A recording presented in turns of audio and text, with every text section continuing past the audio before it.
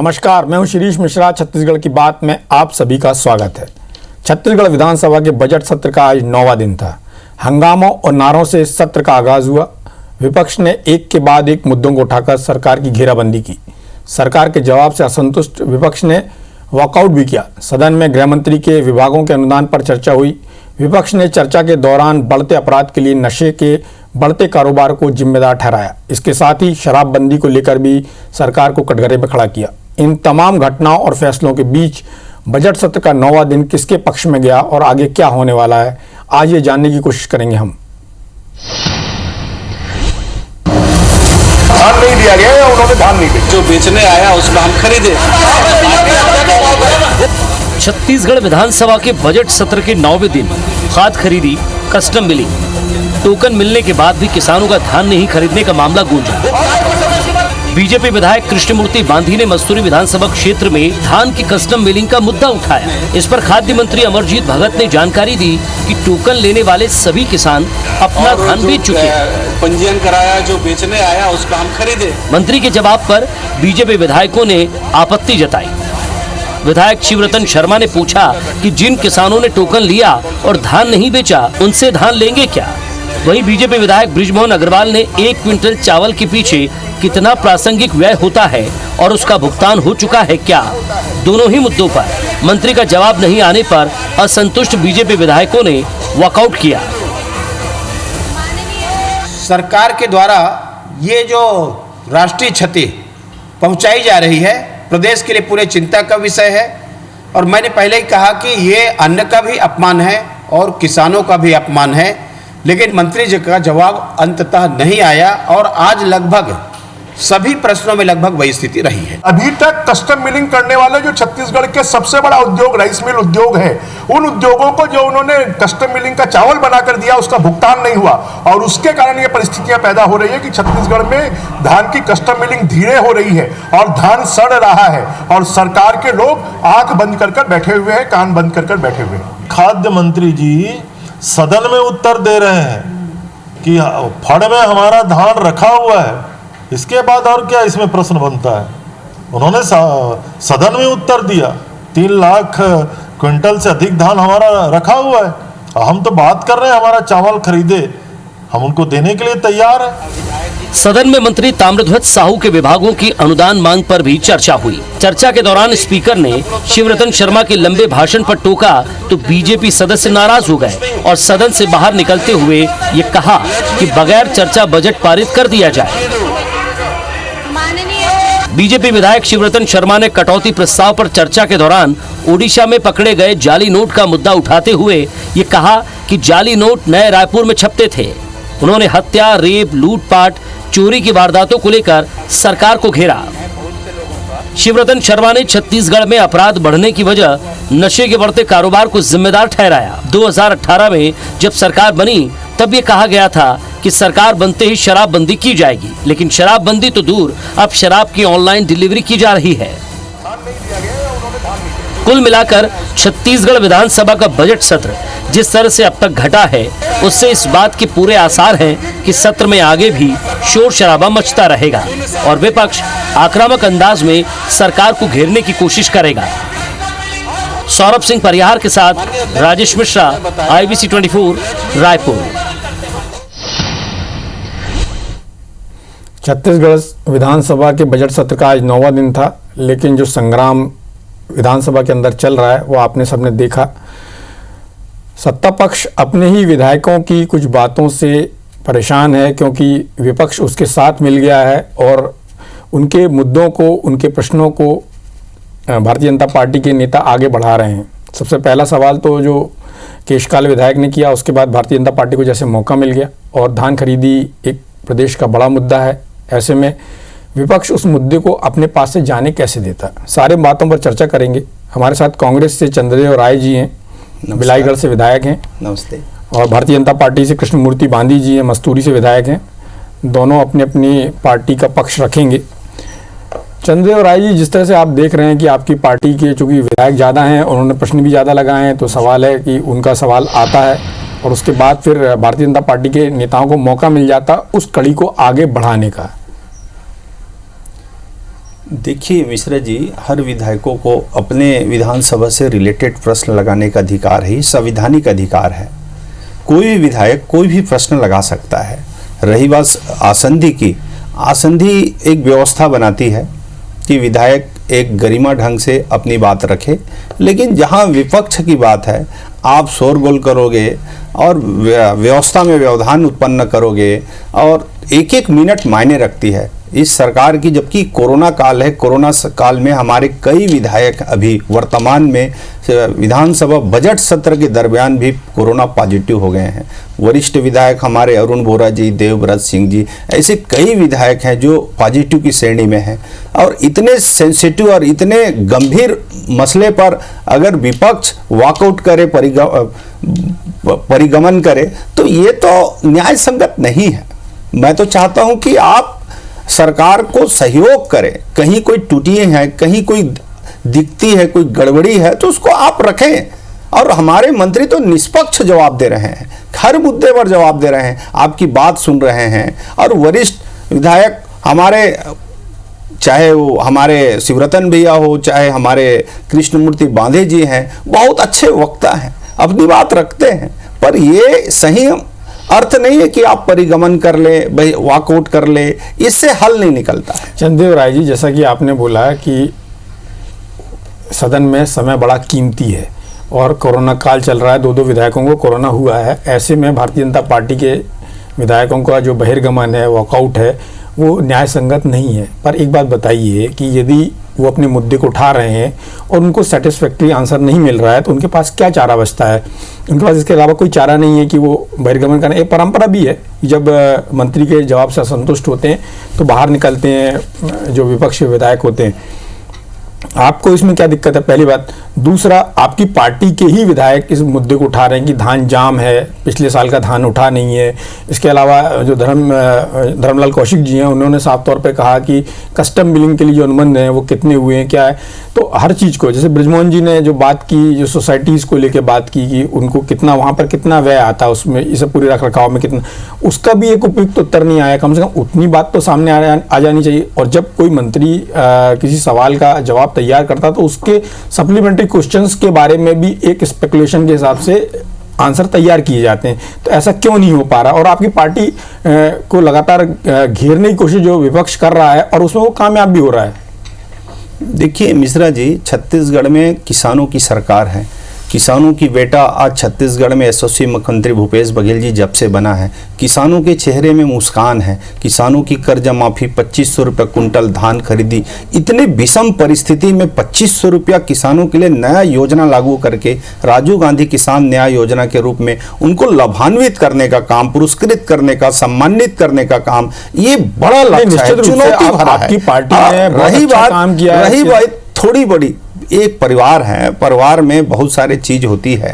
और आप कोई विधायक हैं, अपनी प्रश्नों का जवाब, मैं तो नहीं बोलता, आज हमारे मंत्री जी इतने अच्छे जवाब दे रहे हैं और उसके बाद आप संतुष्ट नहीं हैं, तो मुझे लगता है दुनिया को संतुष्ट नहीं कराया जा सकता। पर जितनी अच्छी आज छत्तीसगढ़ में किसानों की जो स्थिति है, देश और दुनिया देख रही है छत्तीसगढ़ को, किसानों के लिए इतनी बड़ी सौगात अभी भी कोरोना के बाद भी मैं तो कल्पना नहीं किया था। आपको बता दूं कि कोरोना काल में भी इतना अच्छा बजट छत्तीसगढ़ में पेश होगी किसानों के लिए। अभी भी 5700 से अधिक करोड़ की राजीव गांधी किसान न्याय योजना देने के लिए बात हो रही है। तो ये तो धन्यवाद देना चाहिए विपक्ष को कि एक तो उनके तरफ से जिस तरीका से व्यवधान उत्पन्न कर रहे हैं, जिस तरीके से सदन को चलने नहीं दिया जा रहा है, तो ये तो उचित नहीं है। चलिए, मैं कृष्णमूर्ति बांधी जी से बात करता हूँ। बांधी जी, चंद्रदेव राय जी की एक बात से तो मैं सहमत हूँ कि कांग्रेस की सरकार ने यहाँ बहुत कुछ किया है किसानों के लिए, लेकिन उन्होंने जो दूसरी बात कही कि भारतीय जनता पार्टी के जो विधायक हैं उनको कोऑपरेट करना चाहिए। मंत्री जो सच है उसका आंसर दे रहे हैं, जो वस्तु स्थिति है उसको बता रहे हैं। आपको सरकार के साथ कोऑपरेट करना चाहिए। कोरोना का काल है, आपको समय का उपयोग करना चाहिए। संसद, ये विधानसभा का जो बजट सत्र है उसका भरपूर उपयोग करना चाहिए। तो आपकी पार्टी उसमें बहिर्गमन और वॉकआउट और जिस तरह की नारेबाजी, शोर शराबा कर रही है, वो ठीक नहीं है।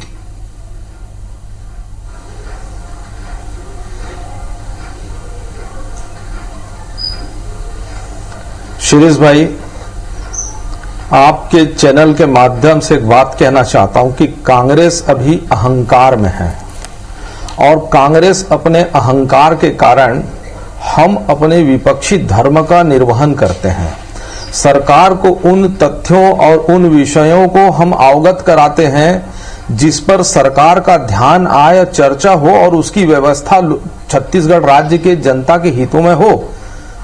हमने समय समय पर सरकार को चेताया, हमने बताया कि इस पर चर्चा हो, चर्चा क्यों नहीं होनी चाहिए, चर्चा क्यों नहीं करते, ये क्यों नहीं स्वीकार करते। हमने चेताया कि छत्तीसगढ़ राज्य में अपराधों की संख्या बहुत बढ़ गई है। हम तथ्य और प्रमाणों के साथ उनको प्रस्तुत करते, कांग्रेस की अहंकारी सरकार उसको अस्वीकार कर दिया। हमने बोला कि महिलाओं पर अत्याचार अपराध, महिला अपराध पर बहुत तेजी से बढ़ रहा है, हम तथ्य और प्रमाण रखते, लेकिन कांग्रेस ने उसको अस्वीकार कर दिया। हमने वो तथ्य स्थगन के लिए प्रस्ताव किया कि कांग्रेस जो है धान खरीदी में केवल अव्यवस्था पैदा करके राजनीतिक तौर पर चर्चा करना चाहता है। हमने उस पर चर्चा किया, कांग्रेस ने उसे अस्वीकार कर दिया। आज कांग्रेस के नेता ही लोग, कांग्रेस के विधायक लोग ही कहते हैं कि हमारा जो केंद्र है, धान संग्रहण केंद्र में है, वो उठाव नहीं हो रहा है। चंद्रदेव राय बता ही दे कि कब से कस्टम मिलिंग का धान छत्तीसगढ़ में उठने के लिए बंद हो गया है। तारीख बताएं, वो हम बताएंगे तारीख कब से उठाना बंद कर दिया है। परिणाम क्या है? परिवहन नहीं हो रहा। कब से परिवहन बंद कर दिया गया? कस्टम मिलिंग नहीं हो रहा है, परिवहन बंद हो गया है। परिणाम क्या है कि आज धान पड़ा हुआ है। धान पड़े होने से क्या परिणाम आएगा बता देंगे ये जरा सा, कि सुखद बढ़ रहा है, धान की अव्यवस्था बढ़ रही है। घाटा किसको होगा? सोसाइटी को होगा। सोसाइटी को पैसा देने के लिए लंबित पड़ा हुआ है, कस्टम मिलिंग के लिए पैसा नहीं दे पा रहे हैं। कैसी व्यवस्था है? बोरा की बातचीत करते हैं, ये बोरा में धान, किसानों के धान को 15 रुपए बोरा के लिए शासन ने अनुमति दिया और ये खुद 19-20 में 54 रुपए पर धान बोरा खरीदने का काम करते हैं। ये बाकी पैसा कहां जाता है? बोरा खरीदने में असमर्थ है, ये योजना नहीं बना सकते बोरा खरीदने का। एक तो नवंबर में धान खरीदने की परंपरा थी कि है ना, उसको आपने 1 महीना दिसंबर किया। किसान कितने परेशान में रहा और किसानों का आपने रकबा काटा। किसने काटा? कि ये पहली बार हुआ, गिरदावरी हुआ छत्तीसगढ़ राज्य में और परिणाम यह हुआ किसानों का लाखों एकड़ पर कृष्णमूर्ति बांधी जी आपकी बात से मैं सहमत हूं, गिरदावरी हुई पहली बार, लेकिन ये बताइए इस बार सबसे ज्यादा धान भी तो खरीदा गया, सबसे ज्यादा किसानों ने पंजीयन कराया। 4 लाख से ज्यादा किसानों ने पिछले बार की तुलना में अपना पंजीयन कराया। पिछले बार 17 लाख समथिंग था, इस बार 21 लाख से ज्यादा किसानों ने अपना पंजीयन कराया। तो ये सरकार के लिए उपलब्धि नहीं है। इसका मतलब है कि ज्यादा किसानों ने अपना धान बेचा है। सिर्फ एक विश्वास था, यही तो बात है ना। आप सुनेंगे मिश्रा जी, यही तो विश्वास था कि धान खरीदी के लिए हम किसानों के धान को खरीदेंगे और लोगों ने अपने रकबा को धान उत्पादन की ओर लगाया, रबी फसल में धान उत्पादन के लिए जोर दिया। परिणाम यह हुआ कि अन्य फसल जो गन्ने की खेती होती थी, अन्य खेती होती थी, उसको लोगों ने छोड़ करके धान का उपार्जन करना शुरू किया कि कैसे हमारा धान मिलेगा। लेकिन उनके साथ अव्यवस्था हो रहा है तो किसान तो इसमें नाराज हो रहा है ना। और सरकार का क्या है, अब पिछले समय में देख लीजिए, धान आज भी सड़ रहा है। 13,000 करोड़ रुपए का बांधी जी 1300 करोड़ रुपए का नुकसान हुआ। बांधी जी 1300 करोड़ रुपए का नुकसान किसका नुकसान? ये राष्ट्रीय क्षति है कि नहीं? किसानों की क्षति है कि नहीं? इसमें कुछ बोलना नहीं चाहिए कि आज भी धान खरीदी के लिए ये होल हवाला कर रहे हैं, ढीला डाला कर रहे हैं, दुनिया भर की राजनीति कर रहे हैं। कृष्णमूर्ति बांधी जी भी हमारे साथ जुड़े हुए हैं, चंद्रदेव राय जी भी हमारे साथ जुड़े हुए हैं। बांधी जी, जिस तरह से आपकी पार्टी ने वॉकआउट किया, उसके बाद 2 महत्वपूर्ण विभागों पर चर्चा हुई और आपकी पार्टी उसमें शरीक नहीं हुई। ऐसे में नुकसान किसका हुआ? आपकी पार्टी का नुकसान हुआ। आप जनता से जुड़े मुद्दे उठा सकते थे उन विभागों से संबंधित, लेकिन आप नहीं उठा पाए और सत्ता पक्ष को अपना काम करने में आसानी हुई।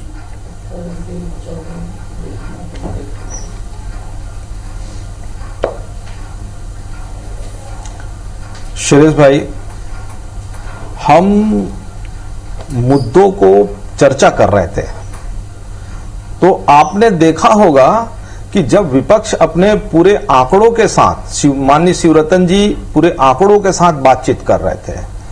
अब आसंदी जो एक सम्मान का विषय है, हम सब लोग सम्मान करते हैं, और आसंदी से यह निर्देश आ रहा था कि आपको, विपक्ष को आधे घंटे का समय दिया गया है, और चूंकि आप आधे घंटे से ज्यादा बोल चुके हैं इसलिए आप बैठिए। और साथ ही साथ इसके बाद मोहन मरकाम जी का नाम लेकर के किया गया, तो हमें कहा कि हम अपनी बात को कहां रख पाए। हमें जो रखने का मौका दिया जा रहा था, हम स्वतंत्रता के साथ हम बात करके सरकार के आंकड़ों के साथ पेश कर रहे थे, कहां कर पाए हमने। और इसलिए सरकार को हमने यह कहा, हमने आग्रह किया कि देखिए, अगर विपक्ष अपनी बातों को नहीं रखेगा, उसको समय सीमा के बाद मर्यादा में हम लोग नहीं उसको समय सीमा पर बांधना, व्यवहारिकता के दृष्टि से पहले भी परंपराएं चल रही थी सदन के अंदर कि समय आधे घंटे का रहता, लेकिन 2 घंटे मिलता था, चर्चा होती थी। ये उदाहरण है सबके साथ में। बांधी जी, आप भी जानते हैं कि कोरोना काल चल रहा है, और जो विधानसभा अध्यक्ष हैं उनके लिए भी ऐसी स्थिति में चला पाना कैसा मुश्किल है। और आप इतने सीनियर विधायक हैं, आपको ही मालूम है कि यदि आधा घंटे के लिए किसी को टाइम मिला, विपक्ष को टाइम मिला है, और उसको आप 2 घंटे तक स्प्रेड करना चाहेंगे तो कैसे संभव है। एक बात। दूसरा, सुबह जो बृजमोहन अग्रवाल जी लेट पहुंचे और उनको प्रश्न करने का अवसर नहीं मिला, क्या ये सब चीजें दिन भर में जो प्रतिक्रियाएं हुई उसका ही परिणाम था कि आपकी पार्टी ने वॉकआउट किया?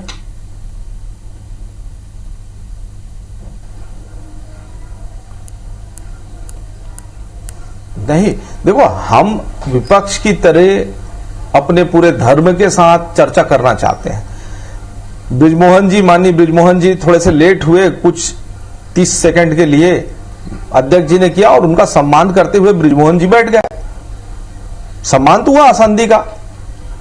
लेकिन जब मांग संख्या पे बजट पर चल रहा था, लोक निर्माण गृह मंत्री जी के चर्चा चल रहा था तथ्यों आंकड़ों के, फिर उन्हें बार बार इस तरीके से कहना, मतलब विपक्ष को एक प्रकार से उसके मुंह को बंद करने के समान रहा। ऐसे में विपक्ष कितनी तथ्यों के साथ बात कर पाएगा? स्वतंत्रता, अगर उसको बात करने की स्वतंत्रता नहीं रहेगी तो फिर कैसे रख पाएगा?